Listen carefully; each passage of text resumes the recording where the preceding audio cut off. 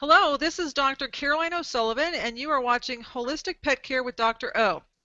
Today, we are doing our third show with Erika McElway, and she's just wonderful. She's wonderful. She's got this skill set that I've never heard of before, and I've read about it, talked to her about it, and we've actually used it on my own personal dog. So I encourage everyone watching this session to go back to the other YouTubes and watch our first session about canines, and then our second session about, let's see, it was helping Dr. O's dog is the title. So it was Yeah. Erika in action. So I want to welcome you back to the show, Erika, and if you can tell the folks that are watching a little bit about you, that would be wonderful. Yes, thank you. I really appreciate being here again as well. And we're myotherapist and trained in 1999, and I've been working with horses and dogs ever since. A lot of my work has come from my own experiences and in opening the nerve pathways to the brain in a new way for a lot of our nerve patients. But the myotherapy is really my background training that has kind of helped be the paving the way of how and why I work a little differently than other people. So Erika, can you tell people what is myotherapy? I mean, if you break the word apart, or what is it actually doing? What are you trying to achieve? What are you trying to address? Those types of things that make myotherapy different than, let's say, just straight massage or the other kinds of modalities that are available out there. Right. Well, the initial definition of myotherapy is myo is pertaining to muscle, and in the the therapy part to be what it would be as the massage aspect. But it's been around and worked with for many years with Dr. Janet Travell. She had done a lot of the mapping of the founder of Trigger Point Myotherapy, excuse me, and had done a lot of the mapping of all of these patterns. And what she had found is that there's patterns of release as well as patterns of tightness. So within the fascia, and the fascia is all of your connective tissue. The body is lined with fascia, and it's from our hair all the way down to our bone level that we have layers upon layers of fascia.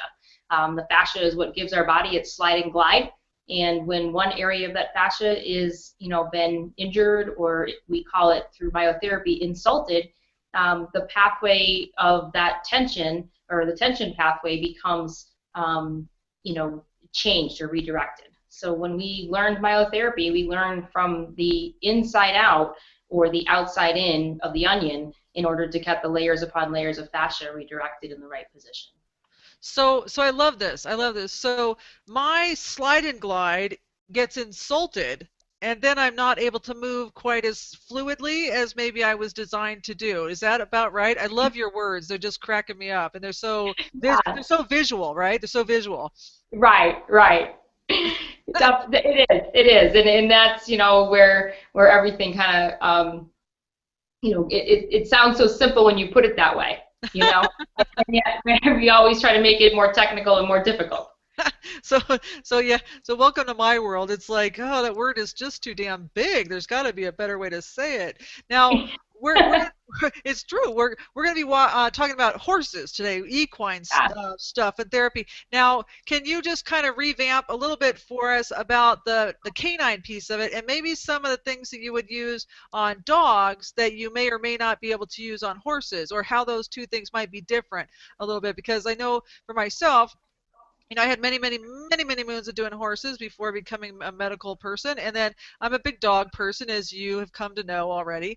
But when we think about doing a creature that might be up to 200 and something pounds versus a creature that might be up to 2,000 pounds, Right. and are many different things, and you have your business has got so many modalities, many that I read about with, gait assessment, treadmill training, gait strengthening, neurological repatterning. We got to talk about that.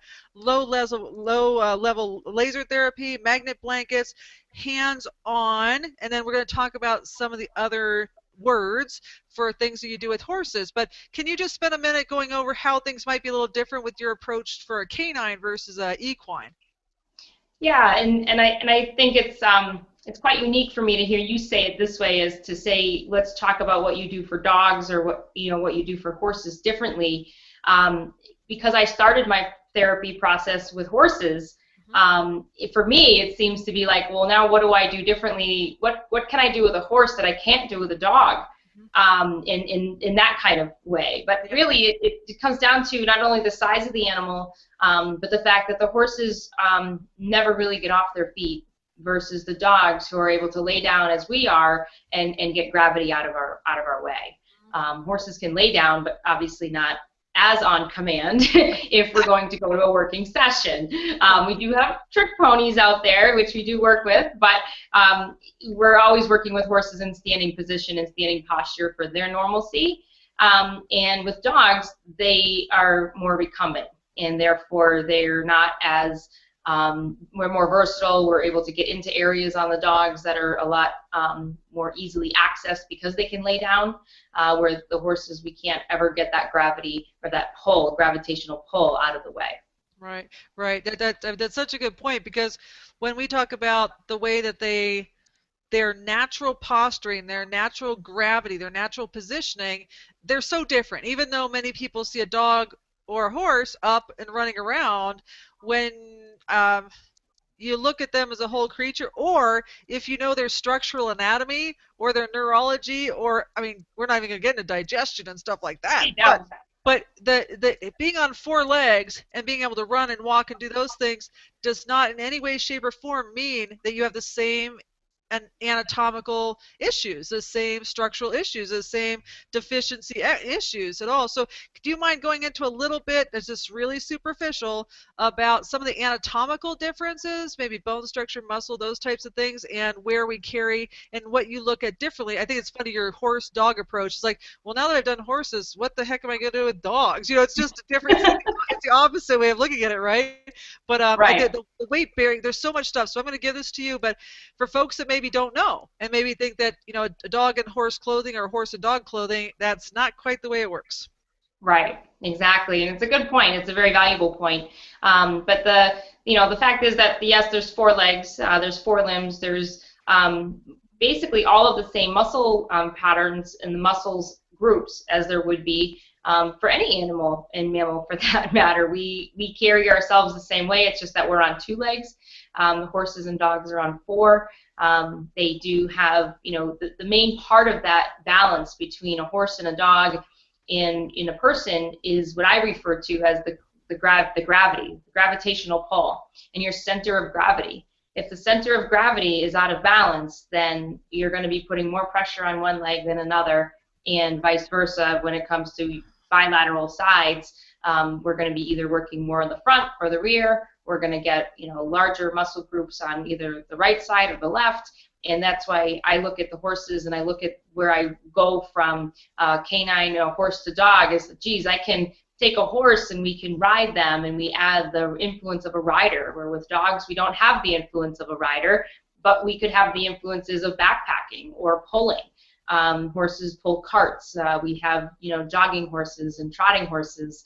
They do pacing horses as well. So, which is, again, that, the pacing gait that is, preferred for certain breeds. You learn a lot about their anatomy. You learn a lot about what certain gaits are going to do for different breeds, and the longevity of those breeds, and why are they why is there such longevity? Because they're big boned or thin boned, but yet have large muscle groups. So all of that, coming into play, I think is I look at them the same, but what we can influence and how we can influence the horses can be utilized with the work of a rider or on their own. And then sometimes with the dogs and what we can do for them, we don't influence them the same way. But yet I find myself referring back to my horse language with dogs, and I lunge my dogs. And we ask, I start asking my owners to do things with their dogs that, because they don't know horses, they're not familiar. They think it's great and new, but yet my horse clients are like, well, yeah, we do that with horses, why not? So I guess back and forth again with something so simple or so easy. we make so difficult. Yeah, you couldn't be more right about that. Especially so far we've learned that we don't need to use our big words, and that there's an easy way to just talk about it. And then using modalities for 2,000 versus 200 or 1,000 versus 100-pound dog or whatever is that we can use the same language. But it's for me, it's funny to meet people that don't know what lunging is or don't know what some of these words are, and I'm like, oh, okay. So it's a learning curve for me that just because I do it or know about it or the benefits of it, that whole beautiful, wonderful patient client training pyramid that we do. It's beyond words how valuable that is. I know that you spend a lot of time doing that. There is one last section I just want to ask you about, and we will get into it later. But with regard to the 4 on the floor, the difference in the conformation of the 4 on the floor for these guys. Like I said, we'll talk about later. And I know that you place a large importance on that, and not only educating folks, but knowing that with regard to balancing and center and core. But do you mind talking just a little bit? You said, myself and my dog and my horse we are all moved pretty much the same way, have the same muscle mass, those types of structure. But do you mind talking a little bit about how the 4 on the floor is a little bit different between these two guys, the canines and the equines? Yes, absolutely. So yeah, I mean, we in a sense would be walking on our hands as people, and we have our hands and our feet. The dogs have their paws, which is made up of all of their pads in their their toenails, which we would now have fingernails. And our horses actually have what we call a hoof. So they have a hoof, and they walk on that hoof. And when you break it down from human, horse to hound, we can say that one horse balances their weight on what we would per se perceive as our fingernail. So the horse is balancing 1,000 pounds plus on their fingernails on 4 stilts per se. Yeah. And we have to understand that if we try to push ourselves up onto our fingertips and hold our weight, whether we do push-ups or we do any type of work with our fingers, how much that really changes the dynamics of our weight bearing and how much our muscles will now change to hold that posture. Exactly. It's very difficult. And if that surface is changing or isn't as secure, we become out of balance and we can't do it. So our horses are actually, I feel like, they're on their feet 24/7 majority of the time. Maybe they take an hour nap or a 2-hour break every now and then in the sun, but they're on their feet all the time, and they never get off of them. And so it would be like us putting on a pair of shoes that don't fit if they were to be shod. So we shoe our horses and we do lots of different things for them. But it would be like, they put on a shoe that's too tight. It's there for a certain period of weeks because they have to maintain their fingernails. So all of that being said is that our horses, we do for them, and now whatever we do for them, they have to live with for the next 6 or 8 weeks or 12 weeks. It's so true, right? Because we talked about with the dogs, no choice, no voice, right? So they don't have a choice about what we're going to do with the farrier or the person that shoes or shaws our horses. And also, you did such a wonderful job representing the horse, right? Because as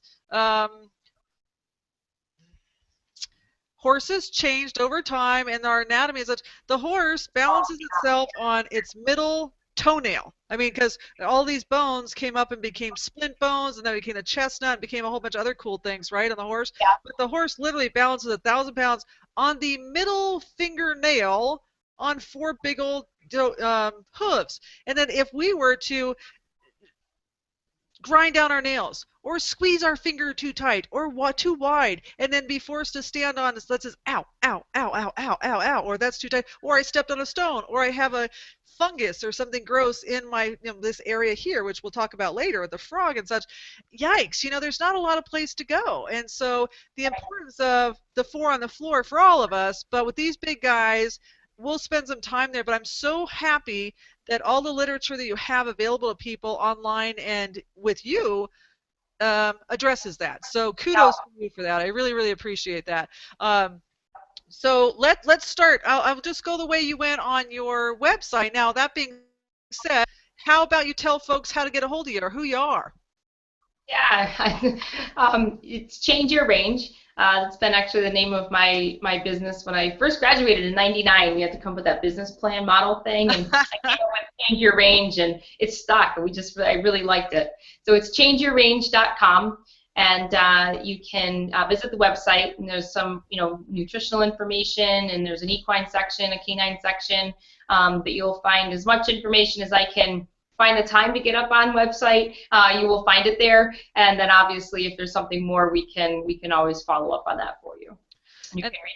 You can reach us as well for email with changeyourrange@gmail.com. Cool stuff. Okay, so that is wonderful. Now you're the doer and the shaker in your business, right? I mean, you're the ones that hands-on with the patients, not only consults, or do you do Skype consultations or something like that? I know that service you offered me. So what is that part of your business? Yeah, a lot of that part of the business started with the dogs. So again, now we're going back from dog to horse. But I've also evolved that to my movement assessments, and watching how the horses are moving is one of the first steps that we do. How do they walk out of the stall? How do they present when they stand? How do they walk into the arena? Does it take them a long time to warm up? So I can have, and the way the technology has evolved is that we can do Skype consults, and where somebody's showing me exactly what their horse is doing and what they can and cannot do,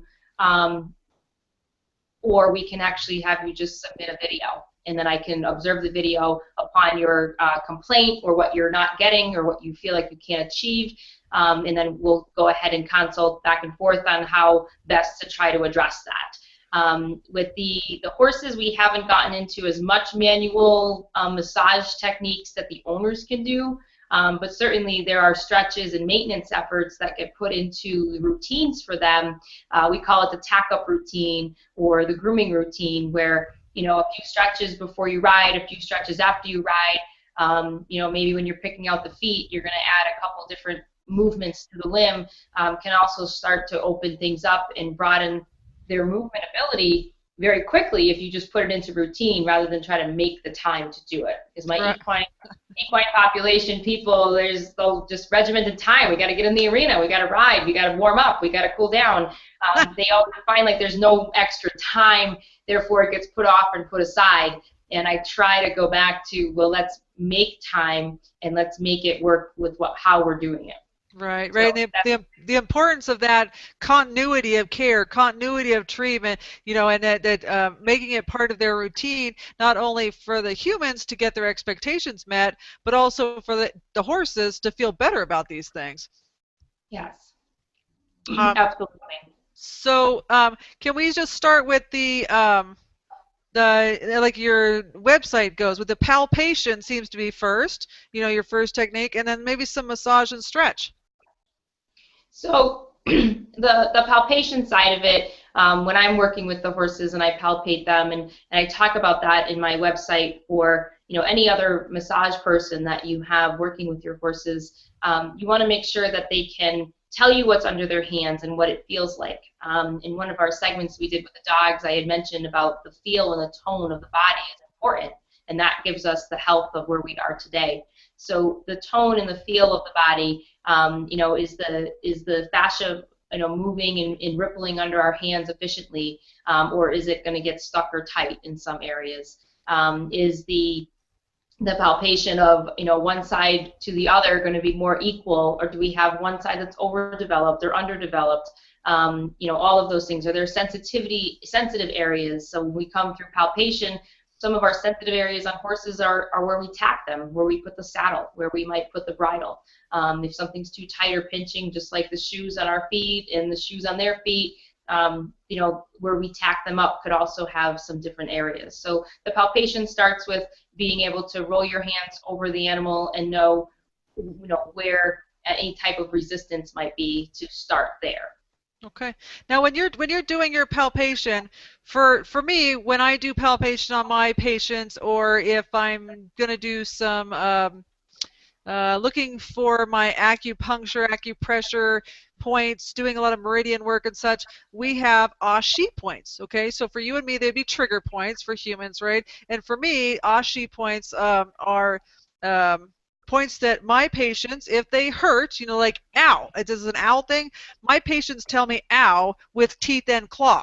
So when when we get taught for our board exams and such with the traditional Yeah. Chinese medicine, we get taught that it's kind of an shit point. You know, like get out of the way, because as soon as you hit this point, they're gonna have you jumping back. Like it's immediate. It's like if somebody tries to do massage on me and hits me at that point right there, it's like, yeah, you know what? Don't touch me there. So my patients tell me, don't touch me there.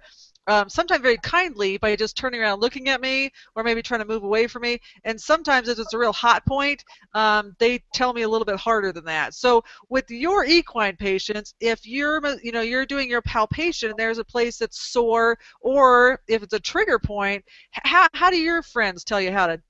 Well, don't touch that. It's the same friend, and you get clawed and pawed, and it's funny that you say this, because I talk to my clients a lot about this, and say that, you know, when we're going into these areas, before, like this, it goes back to, again, the patterning and the neurologic system.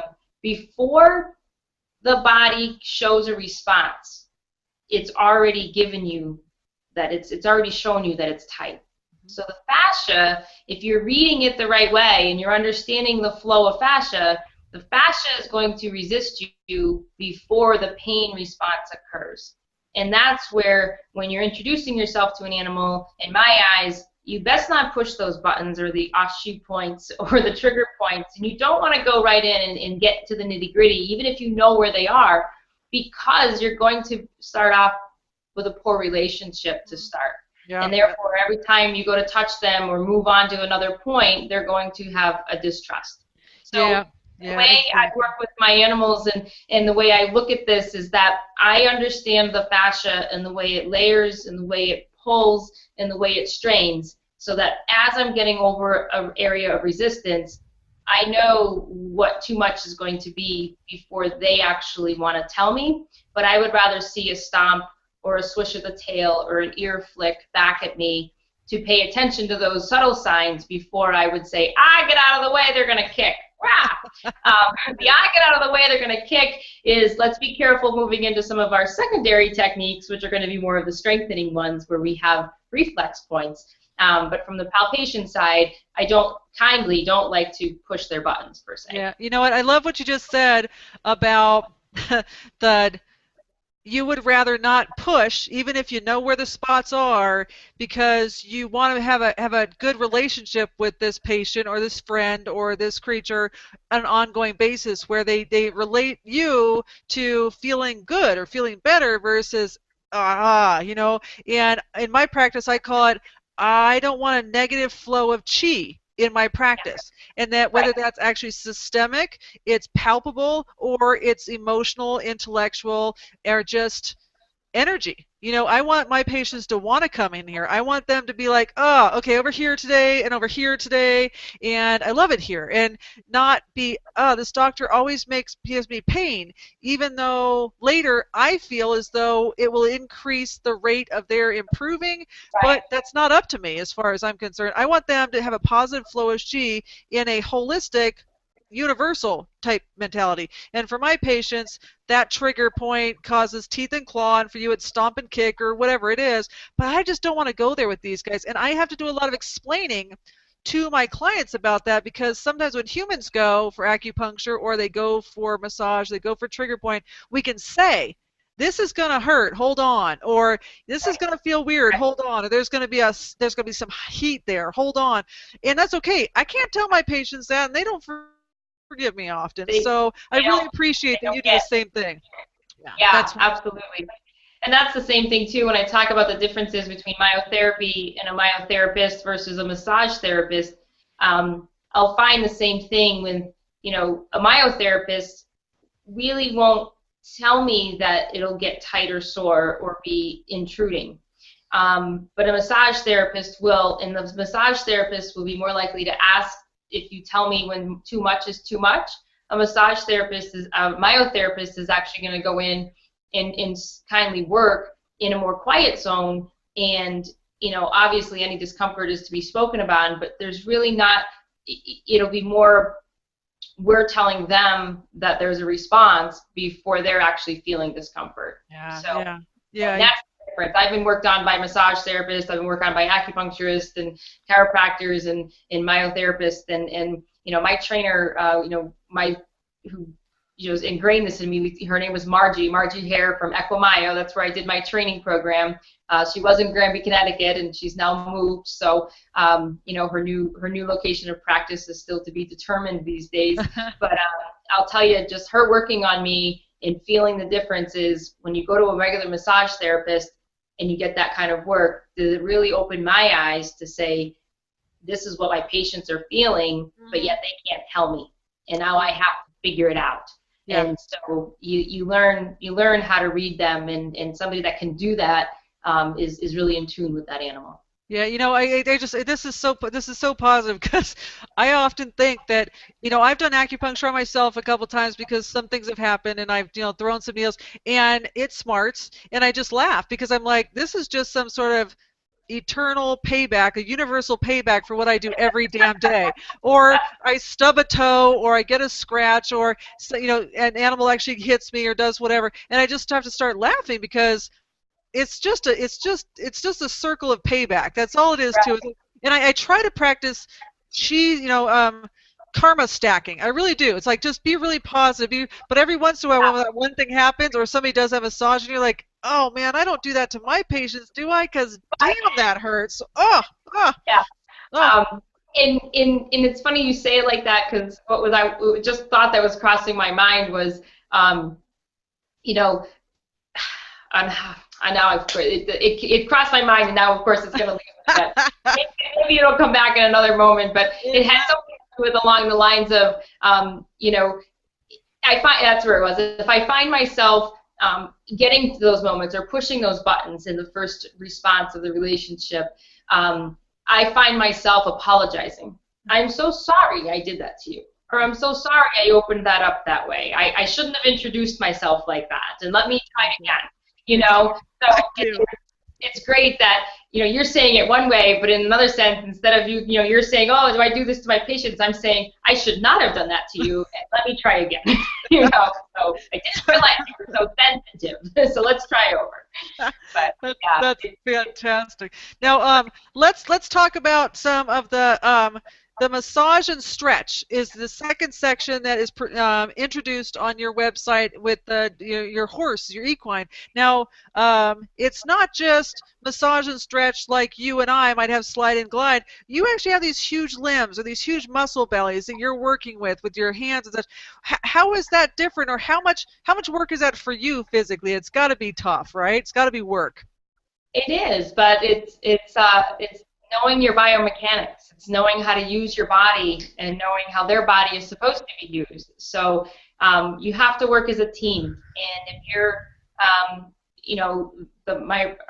Margie taught me this, that if I'm working and I'm hurting, I'm not in my right posture. I'm not doing it right. And I need to be able to work day to day as what we call perpetuating factors or other areas of influence that create chronic pain, is that we need to change that. So when we start working as a myotherapist, we're trained to work with our own biomechanics and how when we push into these muscles and we're working with large groups, we don't just use our hand pressure and push from our shoulder, we actually lean with our whole body. Yeah. Right. When you're, same thing as when you stand up and you need to straddle your legs and be standing and just bend your knees a little bit. Be a little more forgiving, otherwise your knees are taking too much of an impact. Yeah. So a lot of that is part of it, and it's how your body now starts to correlate with theirs. And again, when you start lifting up these limbs off the ground and they don't want to put the weight on another's limb, it's very heavy.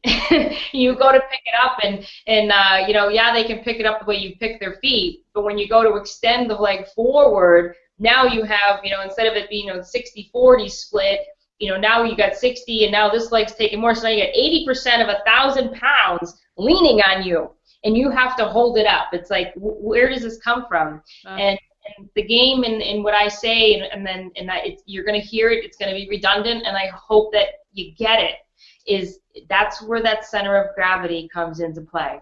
How do you play with the center of gravity to get weight shifting in and out of your court so that you can achieve function?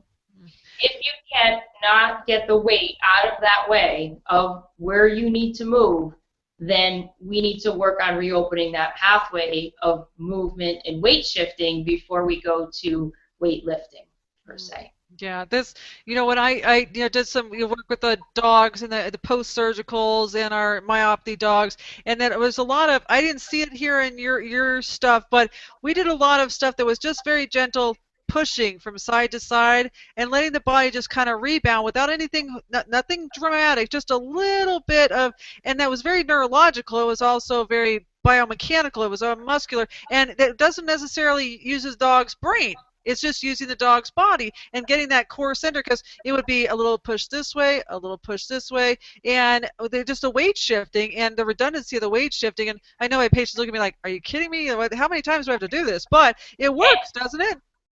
And the thing is that it's such a small movement, but yet it's such a powerful movement.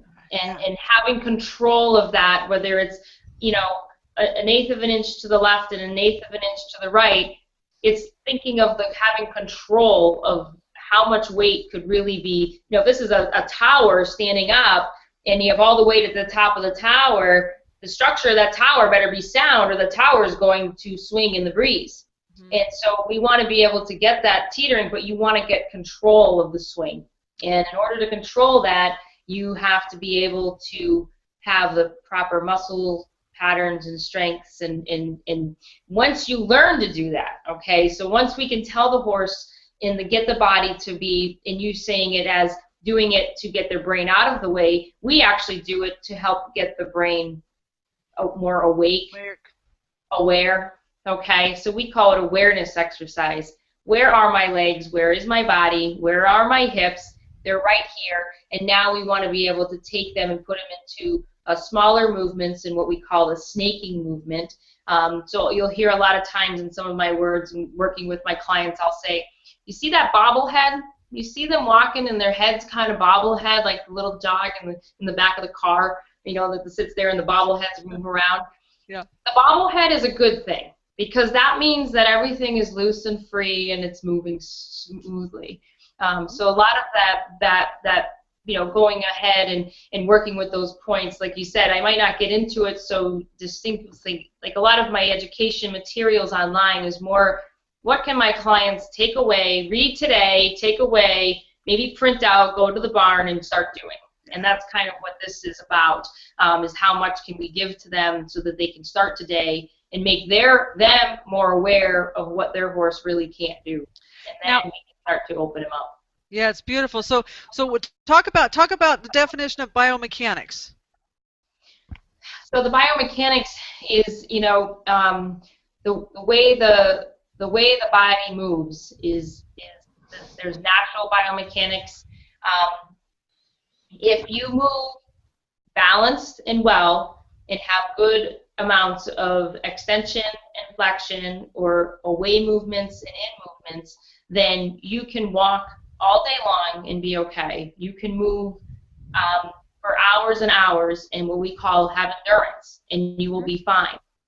But if your biomechanics are not correct, they're not accurate, they're not balanced, you could go for a 2-mile walk. You could walk for 10 minutes and you're not going to get stronger. You're actually going to get weaker. So the weakness sets in. So we have poor biomechanics and good biomechanics. And if you are moving with good, you have endurance and can do more. If you have poor biomechanics, you're not going to be able to do as much. You're going to see weakness regardless of how much you're doing, and therefore you're going to have breakdown. Yeah, so that's so important, isn't it? Because some people think, and I'm one of them, the more you work out, the more you work out, the more you work out, then of course you're going to get stronger and leaner and meaner and cleaner and all the wonderful things that are, I guess, sold to us with exercise, right? But if you're not doing it correctly or your biomechanics are off or all these wonderful things that you're talking about with our non-human friends that can only speak through their actions, and if we're not paying attention or being attentive to these guys, or no, because somebody like you is showing it to us, then we can continue to push them down the wrong road to decline or to injury or to those types of things, versus pushing them towards strength and endurance and all the wonderful things you're talking about. So with our limited mentality of just keep working out or keep working out or keep working out, we can be causing the problem to get worse. Yes. Yes. Yeah. Yes. So. Yeah. And, again, like the perpetuating factors or the reasons why, they'll talk about, men and women. Women carry a pocketbook. Men carry a wallet. Men carry the wallet in the same side of the pants. They end up with a hip. The hips will reflect that. Women, we carry our purse. We're more comfortable carrying it over our right shoulder, so we kind of lean into it now because we're holding it up. So we capture ourselves, we hold that, we carry everything else. We got the keys to the car, we got the coffee in one hand, and we do this every day going to the car. Like our body is going to reflect this. So when we go to our animals, and our dogs, we could get into a whole other side of it when we get into the obedience ring and all of the competition obedience for our canines.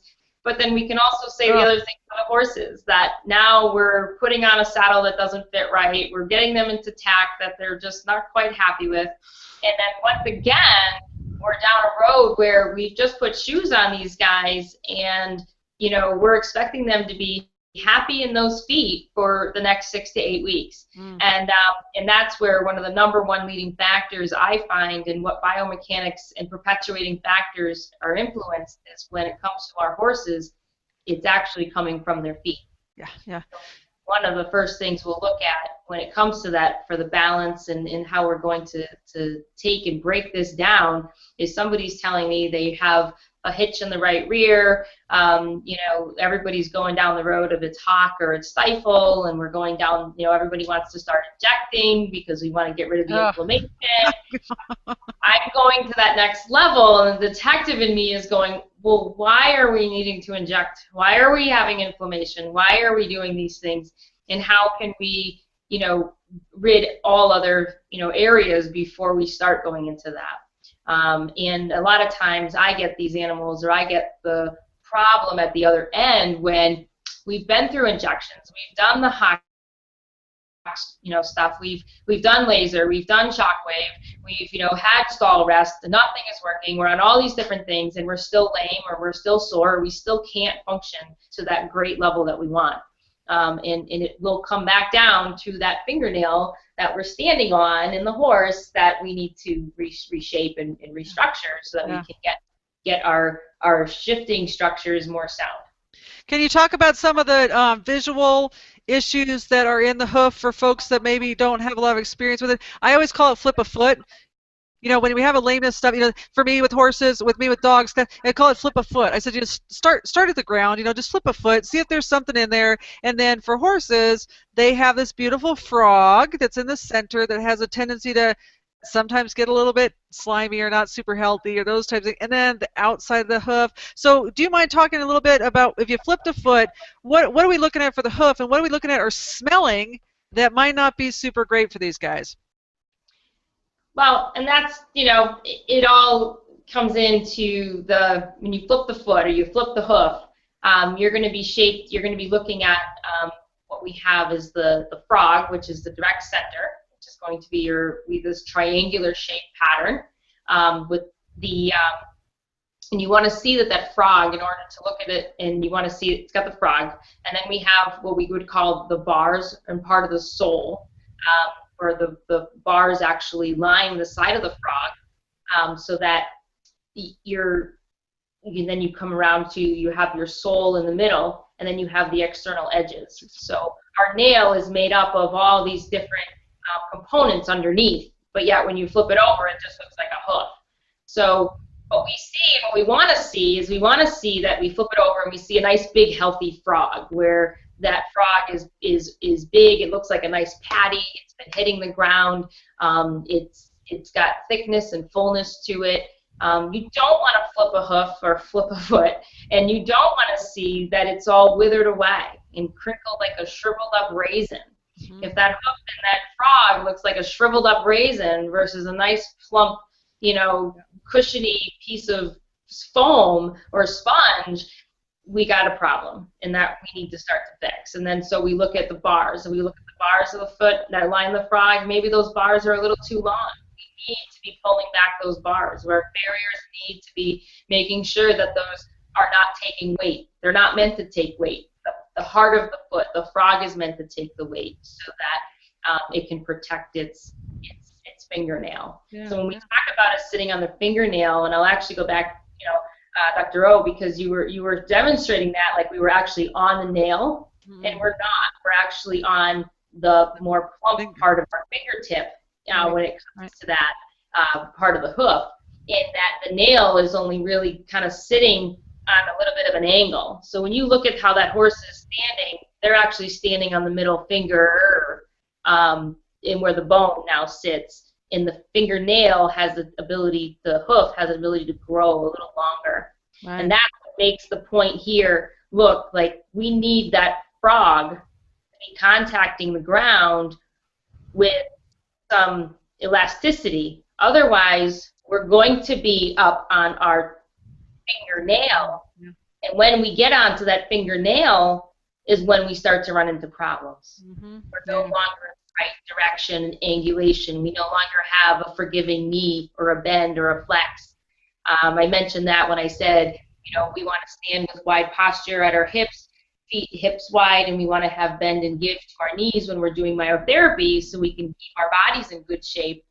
We want to see the same thing. If the horses get into their nails and start growing on their hoof walls and growing onto the nail, and we don't have a plump frog, we no longer have a healthy stance, and therefore that has to be the best demonstration of hoof conformation I've ever seen. I mean, veterinary medical school, 20 years of doing it. That by far was the best demonstration of hoof conformation, and because look how long my hoof is. I mean, come on now, it's fantastic. You just did such a beautiful job of describing the frog wall conformation differences as it relates to something you and I can deal with every single day looking at these. So kudos, that was awesome. And so you see a frog that is shriveled, you see bars that are too high, you see a wall that might be cracked, those types of things. You're talking to the owner, you're talking to the farrier, you're talking to whom? Well, first we obviously end up talking with the owner, but we initially need to translate that to the farrier. We need to translate that in a way that's forgiving for them as well. That says, geez, it may not be that when they're trimming, at the time of their trim, if you catch it just right, are we actually we're balancing the hoof. And what that farrier is trained to do is to bounce the hoof to the horse. Well, if the horse is compensating for an issue and now the hoof has grown to be longer on one side, or those bars are shifting because weight has shifted, we now have to start to help those farriers trim that foot so that we can get change in our horse. Yeah. So no hoof, no horse, but now we start to see what you were mentioning before as the evolution of how they've grown, and they're chestnuts and they're now grown up to on one foot. That's evolution. Well, we see evolution every 6 to 8 weeks when we trim that hoof, and now we have evolution of growth. Yeah. And we look at the patterns and we look at the rings of pattern. Everybody wants to look at the outside of the hoof. I want to look at the bottom. I want to look at what they're standing on. I want to look at those structures and say, okay, if the bars are getting long and they say, well, I trim them down, but they come back in 8 weeks, well, that's because they're getting too much pressure. So now we need to keep them trimmed every 2 to 3 weeks. Okay. Now we've just taken the bill and we've just sent it to another direction. So this is where my work with Dr. Mike Stewart was absolutely out of this world. It just couldn't have gotten enough information about it. I said, well, what do you mean? Well, what do you mean? And so we do have to have a certain level of working with our veterinarians to get some of these things done, because there's a lot of, formation of the bones and how they all align. And we just went through that with the way the fingernails are. If we're up here, we're not aligning right. We're going to get breakdown, and we're going to have more arthritis. And a lot of these feet that look like this are what we call club feet, and then they end up with a lot of arthritis in the navicular bone, which is the last bone in the hoof, down near the coffin bone, because there's not enough forgive and surface. So we need to have our relationships with the vets and the farriers and the owners and the team together. It's not just, well, I'm the farrier, I trim the feet, and my job is done. And it's not, well, I'm the vet, and I say the horse is lame, so it's done. I go back to the team approach. If we're not all working together to make it, you know, workable and have this animal be happy and comfortable, I can't tell you, you know, I have a lot of great farriers out there. I have a lot of good farriers and a good faith in farriers out there. But just sometimes that farrier and that horse just don't mix. Yeah, absolutely. Okay? It doesn't mean like you fired your farrier. It just is, it's okay. You know, when you're not happy with something, we go to find something to make us happy. And, you know, we want to, everybody wants to stay in the barn. Oh, the barn uses all this, the farrier does everybody in the barn. Well, I come along, and now I'm the shunned person because I say, well, this horse needs to be done differently. Well, that farrier won't do it differently, and I'm the one that says, well, let's find one that will. I don't want to say, well, I'm not going to argue. I'm just going to go find one that'll fix it. Right. I love that. So again, we want to talk politics. That's going to start getting into a subject. Oh, that's one of my five voodoo topics. So we're going to just go way far away from anything like that for sure. No, so we're at the hoof. We're at the four on the floor. We're on the ground level here.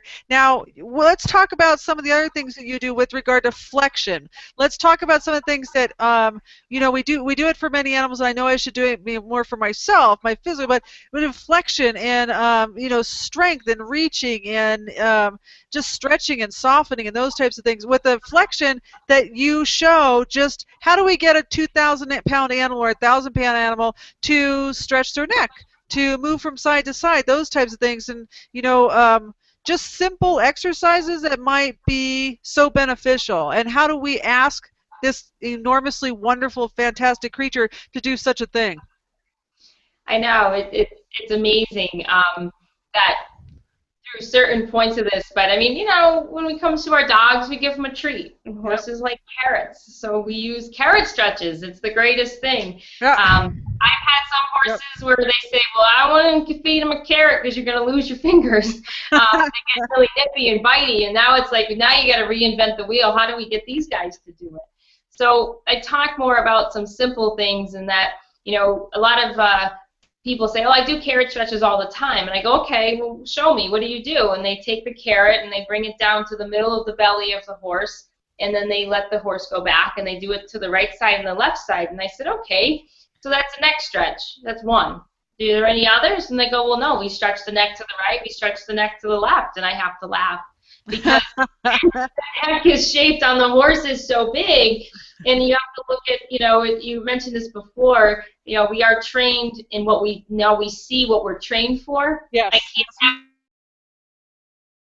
have him again. I never have. I trained for this, and every time I sit down and I go to look at an animal, I'm seeing muscles, I'm seeing fascia, I'm seeing the organs, you know. So when you have the neck on the horse, there are 3 different levels of that neck. There's the top of the muscles, there's the bottom of the muscles, then there's the middle part. And if all you're doing is going to the right or the left in the middle of the horse, you've now missed the top and the bottom part of that neck. So right. Stretches, if you watch that series there, that goes from the nose straight out to the mid-barrel. And then we go nose down to the elbow, nose to the knee, nose to the fetlock. We've now just achieved it. But when this is in myotherapy now, how somebody, you know, we've learned now the more correct way. So instead of just bringing the nose to the elbow, you'll see the horse twist their head. And that's where I'm watching them, and the horses come down around and they kind of twist to get that carrot. Once they twist, they've given in to a part that they can't stretch. And that's the same thing if we go to kind of bring our head and neck to the right and to the left. we get to a certain point where we start to give into what's tight. And so I want to mirror the side of the face of the horse to the horse so that we don't get that twist at the pole.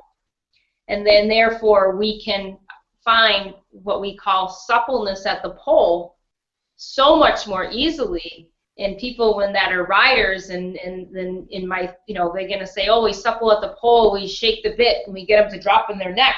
And we get them to collect and we get them to collect, and the collection is tightening the pole because they're not giving the right way. I can't tell you how many people we've given these series of exercises to, and maybe we should put it to the nose, you know, carrot stretch challenge or something. How fast can we supple our horse at the pole? But with a very few, you know, series of these stretches done on a daily to just a couple times a week basis, maybe just before you ride, you'll find an amazing difference in the drop of the TMJ, the release of the atlas, and how much more willing your horse is now to go into the bridle. Right. Now, one last thing. We've gone through so much stuff here, but do you do bridle assessment? Do you do dentition assessment, meaning the teeth, are the teeth healthy? Do they need to be filed down? Are they not hitting the bit correctly? Those, because I find that, or even the structure of some of these bits that cause a lot of pressure on the upper soft palate and such, some of them can be fairly brutal, but when our horses have something in their mouth that is not comfortable for them, whether they use their tongue a lot or they clench their jaws a lot or they throw their heads a lot, trying to either get comfortable and or fight the bridle, is that a large thing for you? I mean, do you find that a lot or something you talk to folks about a lot? I go back to the basics. There are so many bits out there. There are so many bridles. There are so many styles. Somebody likes this. Somebody likes that. A rider prefers this. Another rider prefers that. I couldn't learn all that. I learned the anatomy of the horse. I learned the way they should be correctly carrying themselves. And I challenge and I teach my people, my clients, what they're supposed to be doing. And if you're having a hard time and a difficult time with your horse accepting the bridle that you're offering, I will surely say, well, let's offer it in a different way. Let's offer something different because they're the reason. Yeah. So a lot of times I find that our gear is a perpetuating factor as to why we're locking up in the head and neck and why we're doing some of these things. Yeah. Yes, we talk about it. I first of all don't come in and challenge the saddle because no, that's their favorite one. It's never the saddle and it's never mine. It always fit right. I've had it flocked. I've had it done. It's been good. It's been fitted to my horse. And I always tell them when they start working with me, if their saddle's been fitted to their horse, they better get the number and call them back within 2 weeks, 2 months, because we are going to have a blossoming animal underneath us that quickly. And a lot of my clients will appreciate that as we move forward, but then within good value, because now they're getting what they're looking. It sounds like your work can be a little bit tough, challenging sometime with the humans. They've got a lot invested in this stuff. Yeah, they've already been there. They don't want to change it, and it's like, well, why am I here? And why did you call me? But there's a lot of maintenance work. But again, the myotherapy in me gets to the nitty gritty, gets to the bottom of why we can't do certain things, and then the maintenance part becomes easy. That's fantastic. So we have spent a good, probably close to an hour here talking about the wonderful benefits of our myotherapy, our full attentiveness to our friends, our patients. I'm not sure if you call them clients or patients, our horses, basically, right? And then teaching their owners, teaching the humans how to be as attentive or to help these guys or to have a normal routine in which we're loosening them up or trying to get them more friendly with their own body. And that the three biggest points that you've made here, if you don't mind reiterating them, we have a center of gravity, we have core, we have hooves. What would you think are the three biggest points that you'd like to make to clients that are important to you for their horse's overall well-being?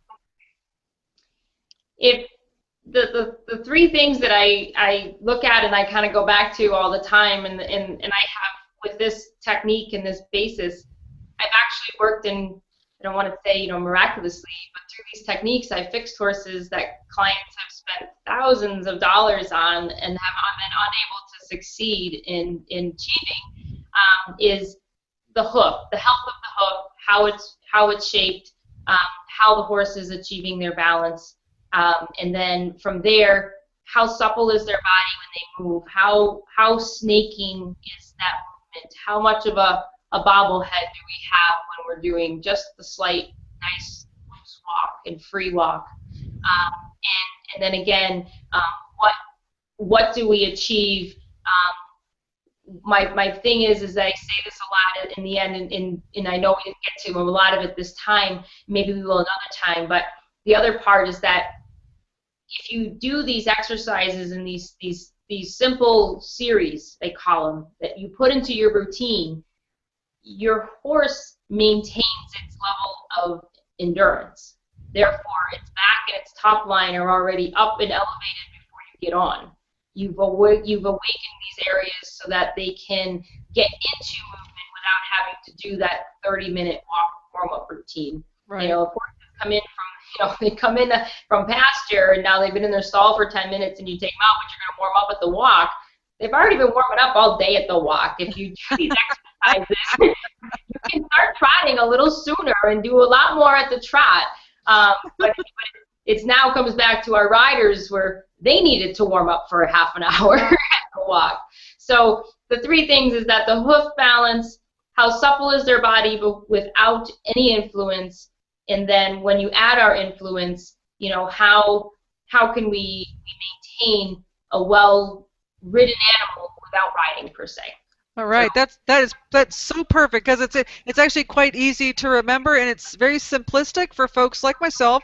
We talk about hoof, we talk about bobblehead, we talk about a simple routine that we can do with consistency. It just, you add that to your riding routine. It's not like, oh crap, I got to do it 10 extra minutes here, I got to add more today or once a week. This is something that becomes routine, becomes kind of rote for us, and becomes part of our riding schedule for these guys. So like you said, a simple series into routine to get long-term benefit and endurance with these guys. And like you said, there's about 100 other things that we need to talk about with these big guys, and I can't wait for our next discussion about this because, you know, with regard to our top line, our elevations, our ability to move out underneath ourselves, carrying the weight of folks like myself and the saddle and attack and whatever else, and then to perform. You know, it's not just about walking out, it's not just about trotting, but many of our horses are, there's demands put on them that may not be the normal movements that they're used to, or the repetitive nature that we put on them. It's stressful. It's stressful. So I look forward to our next conversation because we've got a lot more to talk about with the equine. So as soon as we're off the air, let's just schedule that up because I know this is going to be so interesting to people with their horse because it's like a little taste. It's like a little tidbit of like the possibilities. Just like when we were working with my dog, I'm like, oh my gosh, when am I going to get to talk to her next? When do we get to do the next thing? Because I think it just works. I think it just works. So thank you so much for your time and all of your knowledge, all your expertise, and you've got just a very giving, wonderful nature about you. So if you don't mind, remind the world how to get a hold of you and the wonderful things that you do for our friends.